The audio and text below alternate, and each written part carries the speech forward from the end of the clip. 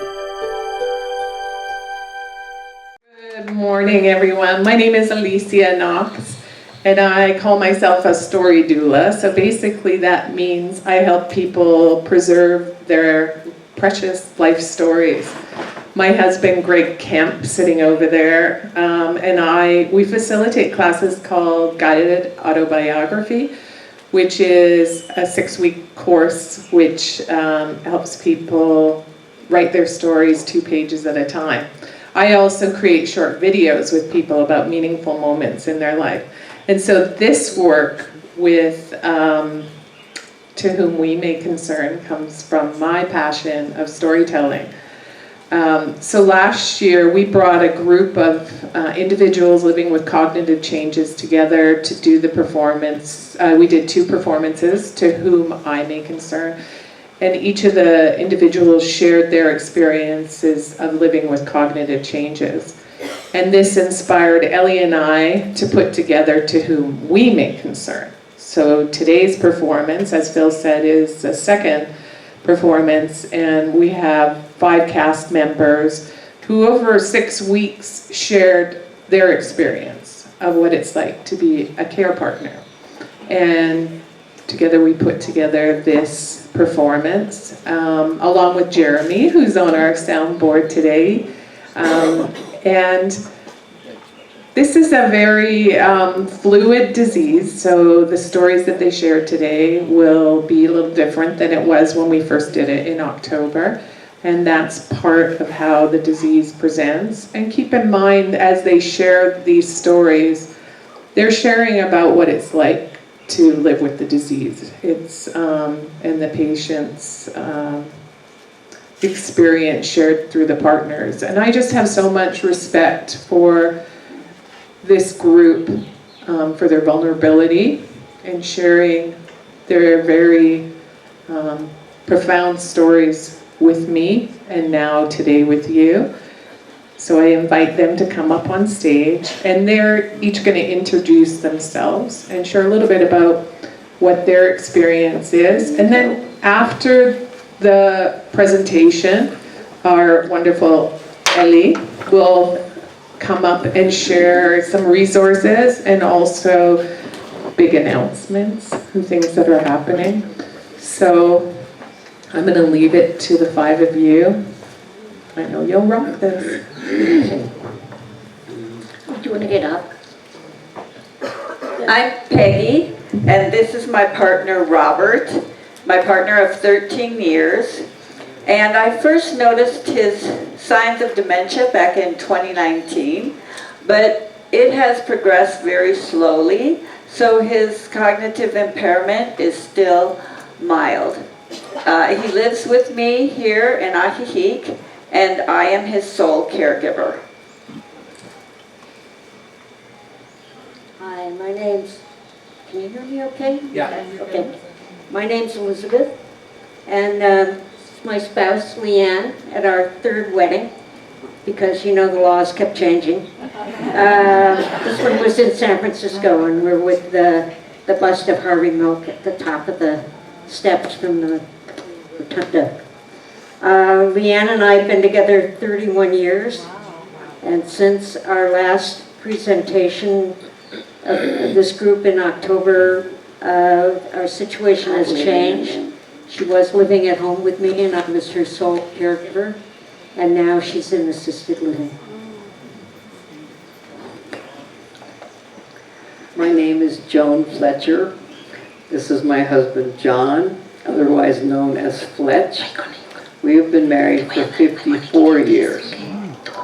In 2017, he was diagnosed with mild cognitive impairment, but now it has progressed to Alzheimer's.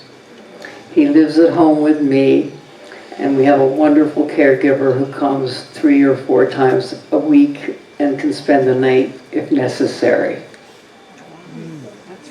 Hola, my name is Marta Ceres Lule, and my husband Alfredo, right here, his name is Alfredo. We've been married for 63 years, and now he has dementia for 9 years. And I have an angel help me with him all full time. She lives with me, my caregiver. So I'm very blessed to have her. Good morning, everyone. My name is Elly Contreras. This is my husband, Ramiro. We have been together for over 45 years. He was diagnosed with dementia in 2017.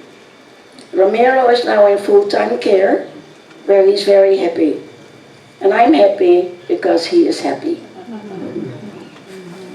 All I knew about dementia was loss of memory. The other day, he was drinking salad dressing out of the bottle in a public place. Sometimes in the middle of a conversation, Robert will ask, "What are we talking about?" He loses the thread. The other day, Alfredo took a hand cream and put it all over his hair. Once we were looking for Fletch's hat. We finally found it in the kitchen cabinet above the refrigerator. When I said something, he said, "Well, I've been doing this for 50 years. We're at a stage where Ramiro tries to say something, and I'm left trying to interpret and make sense of it. He tries to start to say the beginning of the sentence, and then he forgets, and then again he touches his hair. One time, he asked me if I was speaking Chinese. Leanne will lose something and can't find it. I say, "Did you look in your pack?" She says she did. I look, and there it is. Ramiro has now forgotten how to eat and use his cutlery. Leanne is forgetting how to use a telephone. Following directions is difficult. When Fletch is frustrated or confused, I joke around, change the topic, distract him. Look, it's a beautiful day. It's like being in improv theater. It is said to remember the person, the wonderful man he used to be. When I lose control, I make myself remember what he used to be before. And now I have to have a lot of patience. Remember, there is the support that I'm doing. This is the hardest part, really, to understand what's going on. Life is a roller coaster. Some days I'm happy and singing. Some days I'm crying. This is the most challenging thing I've ever done. There is so much love between us. Sometimes I ask myself, how am I going to do this? People often ask about Ramiro, but they don't ask about me. The exhaustion, keeping him entertained, protecting him, controlling my emotions, teaching him things over and over again, dealing with behavior changes. So many hard decisions. When do you stop them from driving?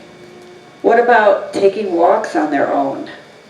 In the beginning, I was so frustrated. If I had only known then what I know now. I'm 86, 14 years older than my spouse. We always assumed that she would be caretaking me. Imagine our surprise. We were unprepared for what was coming. We were not ready for its depth, its breadth, its cruel nature. The person I fell in love with 31 years ago is almost gone now. We can't be a team anymore. I've had to become the CEO of everything. I used to do hospice work, so I thought I had a compassionate personality.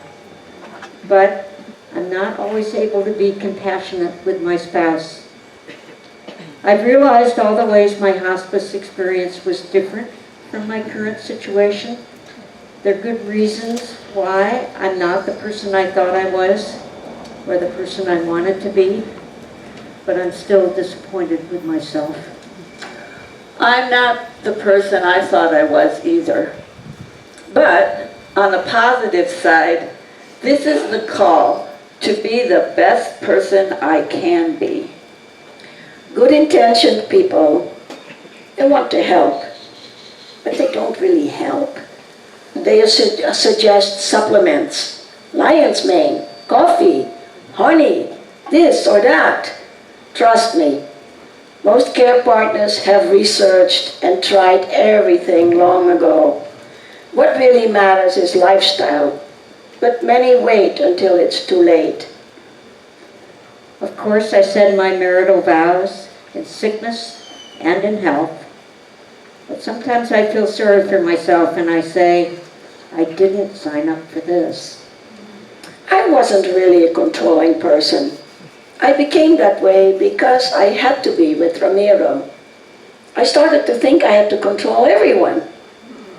People only see a small slice of what goes on. Robert says I'm controlling. He says I'm controlling his assets. Anyone else want to take that on? I'm happy to give it up. Patience, patience, patience. I feel like a vigilante. I'm always watching, anticipating what's going to happen next. I feel like a police warden and an overprotective mother. I wasn't even this protective of my own children. As a mother, we used to tell our children what's right and what's wrong. And no now for Alfredo doesn't mean anything. This calls for a much higher level of patience. I have to put the brakes on and slow way down with him. It's a good thing, but it's not easy for me. What if something happened to Leanne? Everyone would blame me. We are watching, we are guarding, we are responsible.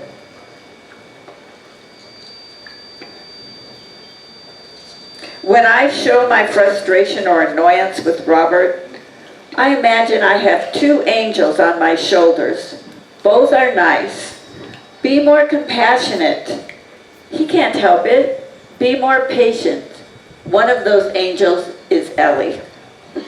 Sometimes in frustration, I would snap at him. Then I feel so much remorse. Sometimes I have to take a breath and take a break and breathe. I have to make myself do this. We are constantly adjusting to their needs. One thing we are learning is how important it is to take care of ourselves. We can't take care of someone else if we aren't well. The support group is a game changer. In a support group, each of us functions as both a learner and a teacher. It's important for me to know that I have something to give as well as something to learn. We only seem to get that from the support groups. We don't get a lot of that from neighbors or friends. They don't know that we need support too. It's always, how's Ramiro? Why don't you ask about me sometime? Once I posted a message like that on my Facebook page, and then people started asking. I'm almost speechless when people ask how I am. It means a lot to me when they show that they are interested. Family asks me, how am I doing? They visit. They ask, how am I doing with all of this? And I am so grateful because I have the support of the whole family, 9 brothers from Alfredo. Participating in a support group is key. When people share, you find out that others feel disappointed in themselves as well. You feel less guilt. You feel validated. How are you? How are you? How are you?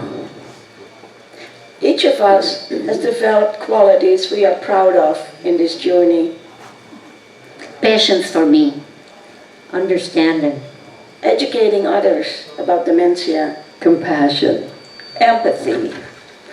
One of the hardest things is that we don't talk much anymore. I can't tell him how I feel. It would hurt him. He still tells me how much he appreciates me. People ask about my husband more than they ask about me. They don't understand how hard it is as a caregiver. I don't want to share all the details. I'll say, he's doing well. It would take hours to share it all, and I don't want to burden them. That's the nice thing about our support group. We laugh, we cry, and we share as friends. We also hold a lot inside. I don't expect deep connections with most people, but I value them, and our support group fills a great need in me. We seem to save everything up for our next gathering. Well, on the way to a restaurant, people will want to talk to Alfredo.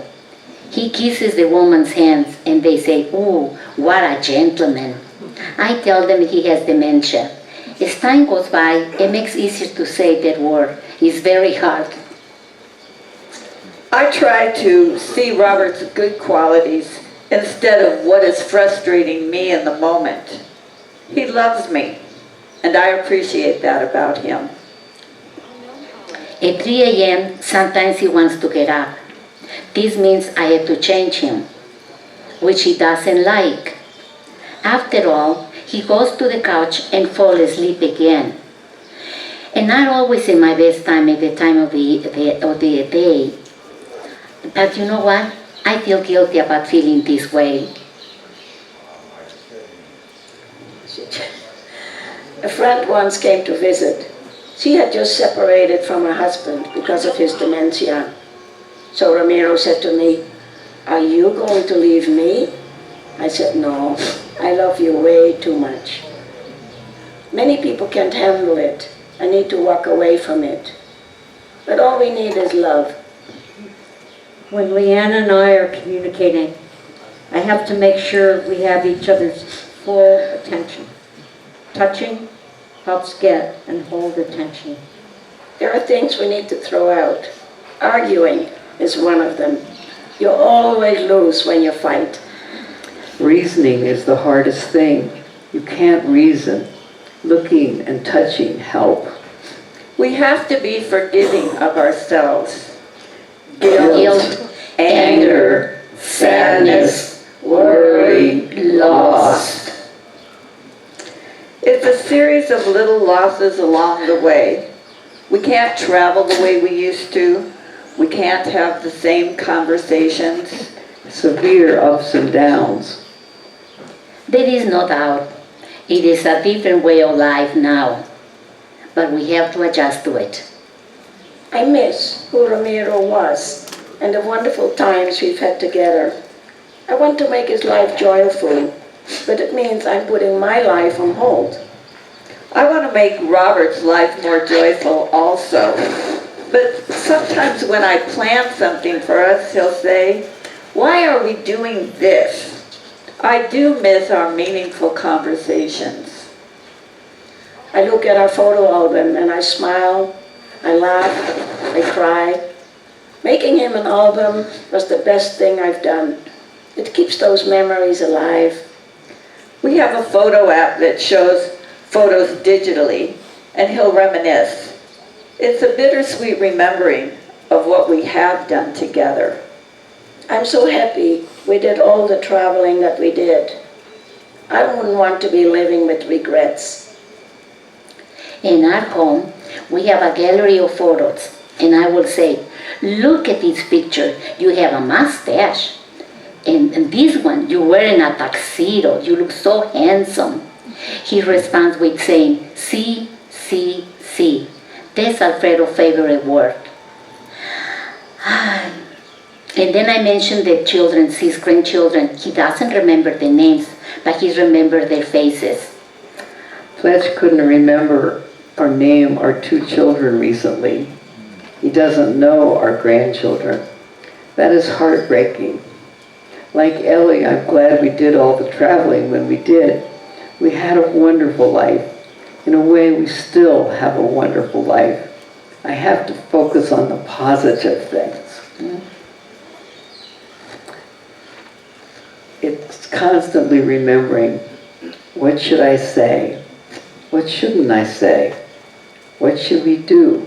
What is his reaction going to be? I try to focus on what is still there. He still compliments me.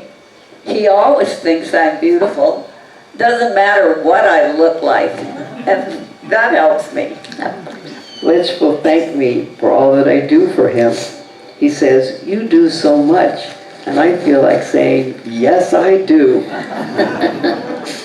A recent thing I asked myself is, what miracle will I witness today?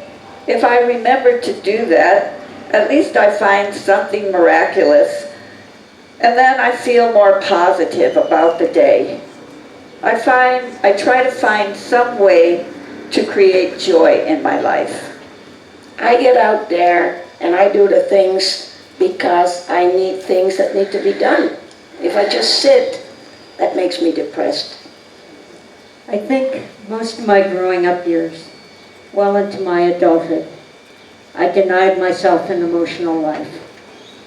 I now find myself more open to emotions and more able to just sit with them. In the support group, people go right to the heart of things and share their emotions. I didn't grow up sharing emotions. But I feel in the care group that when I hear people sharing, it helps me to be more open. And it feels good to let it out. Finances keep me up at night. I worry about what's going to happen when my husband becomes incontinent and I can't take care of him. I don't want that to happen to him, but I know it will. Ramiro is in such a good place. He's well taken care of. And I'm at peace with that. What will life be like without him? I try to focus on being in the present and not worry about what might happen or what could happen. I try to focus on what's going on here and now. There are so many resources here, and I have some very good friendships. I worry about what's going to happen when I become disabled, or if I become disabled and I can't take care of things. What's going to happen when I die? No matter how much we plan, it can all just evaporate. Did you know that 30% of care partners die first? And they often develop care partner dementia. I see Martha and Elly and how they're handling things, and this gives me confidence. My biggest fear is when he does not be able to recognize me. Both of my children have really stepped up. We have some very good friends here. I know I can count on them. Knowing I can call on them means so much to me. Even before dementia, things began to shift with COVID. People fell away. I feel really good about having this support group as my community now. Our caregiver is amazing. She will do anything for us. She really loves both Fletch and me. I can't say enough about the Mexican community. There is so much love and respect here. When Alfredo is out walking, people greet him. This is so much, they have so much respect for him and kindness. I am so grateful we moved here and are not trying to do this in the USA. I feel the same. It is like heaven for me to be back in Mexico, back to my roots. I would like people to ask how I am, pause, and listen more. I would like more of that showing care by doing. I would love for people to say, do you ever want to join us? Or, do you want your spouse to come with us? And then you can have a day off. I wish our friends would call us more. I wish we got invited out more. I wish more people would accept my invitation for breakfast or lunch with Ramiro. I also wish his family would call more often. It is hard for his brothers to come and visit us because they know he won't be able to communicate with them. People are afraid, and they really don't know what to say. The word remember is a huge part of our speech, and we have to relearn our language. Using the word remember with someone who has dementia can make them feel tested and stressed, highlighting their memory loss. It's a hard habit to break, But Robert still can remember many things. There's a healthier way of reminiscing, such as saying, tell me about this or that. Let them bring it forward and give them a minute to respond. Don't argue. Don't say no if they do something. Never say no. They get really upset. Remember, be mindful with the word remember. Someone will ask Fletch a question, and he will look at me. One day Ramiro was just babbling away, and someone asked, what have you been drinking? Let friends know that there is a change happening and what to expect, especially when they freeze. I'd say he has some memory issues. When talking to his family, I sometimes answer for Robert because I know he doesn't know the answer. That protects him from being put on the spot. But then his family says, I'm not talking to you, I'm talking to him. When we traveled back to Holland last year, we were at customs. And of course, they asked questions. They asked him a question, and I said, I'm sorry, he's not able to answer. I was just so nervous. Leanne is not very verbal. Sometimes now when someone tries to draw her in, she'll turn to me and ask me to answer. As much as I would like to have him at home with me, I know I wouldn't be as patient. I would be so stressed out. Caregiving can be frustrating, demanding, exhausting, and challenging. But that challenge is a call to become more than I have been. More patient, more compassionate, more empathetic, more loving. To be the best that I can be. With my faith and my love for Alfredo, I'll be praying for him. And with the help of the group of the caregivers, I'll find a way to continue with this difficult illness. I had no idea how much Leanne and I, individually and in our relationship, would be transformed by her dementia, nor any idea how difficult it would be for me to understand, accept, and learn to cope with it. So here I am, 86 years old, still learning from and helping teach life's lessons with this incredible community of caregivers. I feel that despite the challenges we face day to day, the love we share will always be there, and that gives me hope. Yes, we do have our ups and downs, but there has always been love. I really miss who Ramiro was and the wonderful times we had together. It's those memories that keep me going. All I can do now is keep him happy and continue giving him all my love.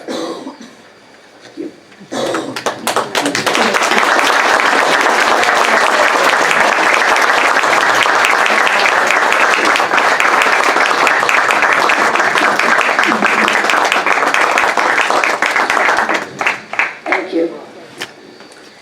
We'll have questions later, okay?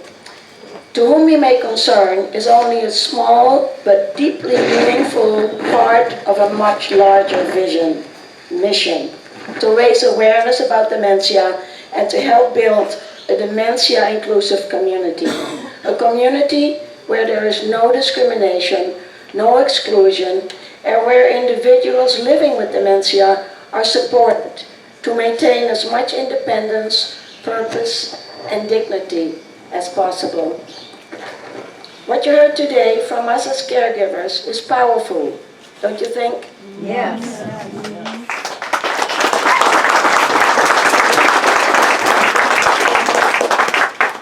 These are not just stories. They are lived realities.